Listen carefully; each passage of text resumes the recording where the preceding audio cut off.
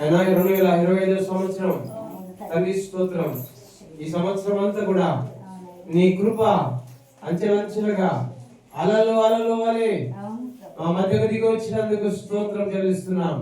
మేఘారులుగా ఆయన మీరు సర్వాధికారిగా ఆయన నాకు ముందుగా ఈ మినిస్ట్రీకి ముందుగా, కుటుంబాలకు ముందుగా, కుమారులకు కుమార్తెలకు ముందుగా, నా సంతానానికి ముందుగా మీరు నడిపిస్తున్న స్తోత్రంలో ఆయన 2026 సంవత్సరాన్ని ఆయన మమ్మల్ని ప్రేమించి మీరు ఇచ్చిన ఈ శుభ వాగ్దానాన్ని బట్టి, శుభ క్యాలెండర్ బట్టి కోట్లాది మహిమ చెల్లిస్తున్నాను తండ్రి స్తోత్రంలో.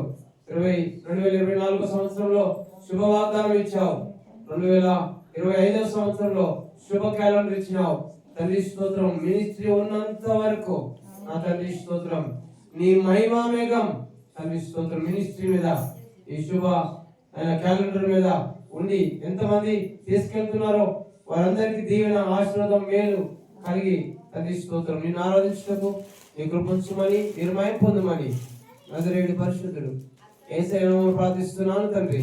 ఆమేన్, ఆమేన్, ఆమేన్.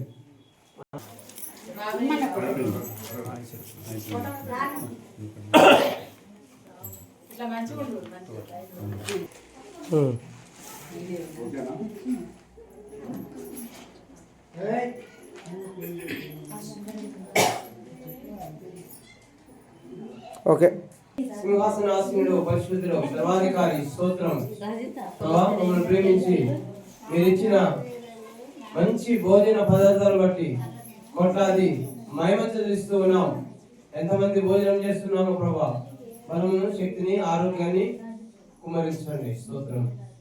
ఎవరు తయారు చేసినారో వారు నిండారుగా దీవించండి, ఎవరు స్పాన్సర్స్ చేసినారో వారందరూ నిండారుగా దీవించండి తండ్రి స్తోత్రం.